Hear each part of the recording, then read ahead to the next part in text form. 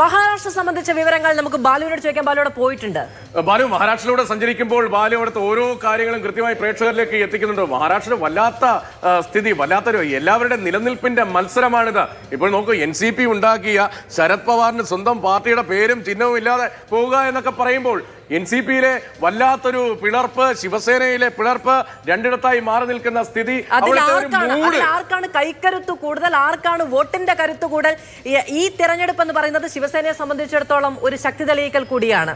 അങ്ങനെ പോയ 5 വർഷക്കാലത്തിനിടയ്ക്ക് മഹാരാഷ്ട്രയിലെ മണ്ണാകെ ഇളക്കി മറിച്ച BJP രാഷ്ട്രീയ പരീക്ഷണങ്ങളുടെ കൂടി ബാക്കി പത്രം വരാനുണ്ട് ബാലു മഹാരാഷ്ട്രയിൽ നിന്ന്.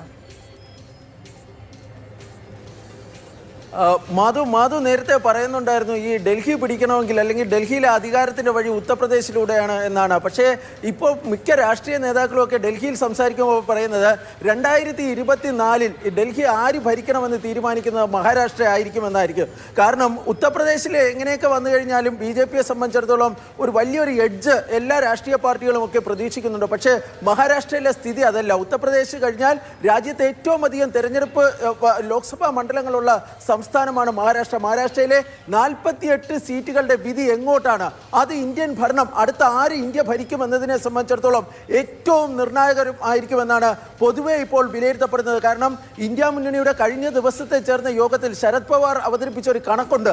അദ്ദേഹം ഈ ഇന്ത്യ മുന്നണി യോഗത്തിൽ പറഞ്ഞിരിക്കുന്നത് ഏറ്റവും ചുരുങ്ങിയത് 22 സീറ്റുകൾ അവിടെ ഇന്ത്യ മുന്നണിക്ക്, അതായത് മഹാവികാസ് അഘാഡിക്ക് ലഭിക്കും എന്നതാണ്.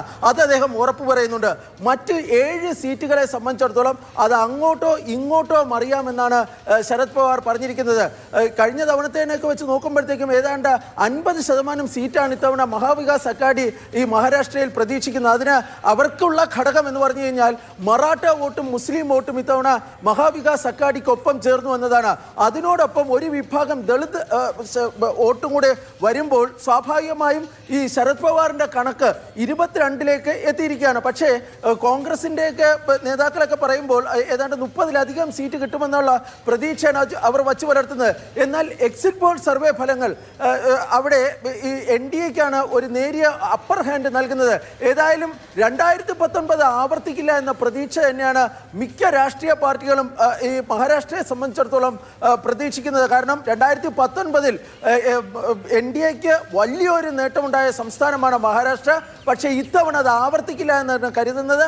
ഏതായാലും 2024 ലോക്സഭാ തെരഞ്ഞെടുപ്പിന് ശേഷം ഇന്ത്യ ആര് ഭരിക്കും എന്നതിനെ സംബന്ധിച്ചുള്ള കണക്കെടുക്കുമ്പോൾ മഹാരാഷ്ട്ര അതിനിർണായകമായിരിക്കുമെന്ന കാര്യത്തിൽ യാതൊരു തർക്കവുമില്ല. ബി ബാലഗോപാൽ പറഞ്ഞതിന്റെ യാഥാർത്ഥ്യം അതാണ്. 80 സീറ്റുകൾ ഉത്തർപ്രദേശിലുണ്ടെങ്കിൽ ഇതിൽ കൂടുതൽ ഇനി ഉത്തർപ്രദേശിൽ നിന്ന് BJP എന്തും നേടാനാണ്. പക്ഷേ മഹാരാഷ്ട്ര അങ്ങനെയല്ല, വെസ്റ്റ് ബംഗാൾ അങ്ങനെയല്ല, ആന്ധ്ര അങ്ങനെയല്ല. അതായത് ഇതിൽ കൂടുതൽ BJP എവിടെ നിന്ന് നേടാനാണ്? അവർക്ക് നഷ്ടപ്പെടാൻ മാത്രമേ ഉള്ളൂ എന്ന പ്രതിപക്ഷത്തിന്റെ ആത്മവിശ്വാസത്തിനപ്പുറത്ത് സകലയിടത്തു നിന്നും കിഴക്കുനിന്ന് തെക്കുനിന്നൊക്കെ വാരിപ്പെറുക്കിയെടുത്ത് കൂടുതൽ ശക്തിയോടെ തിരികെ വരാമെന്ന BJPയുടെ ആത്മവിശ്വാസത്തോടാണ് പ്രതിപക്ഷം ഇത്തവണ പൊരുതുന്നത്. ഇതടക്കമുള്ള രാഷ്ട്രീയ സംഭവ വികാസങ്ങളുടെ വളരെ വളരെ ത്രസിപ്പിക്കുന്ന നിമിഷങ്ങളിലൂടെയാണ് നമ്മൾ ഇനി കടന്നു പോകാനിരിക്കുന്നത്.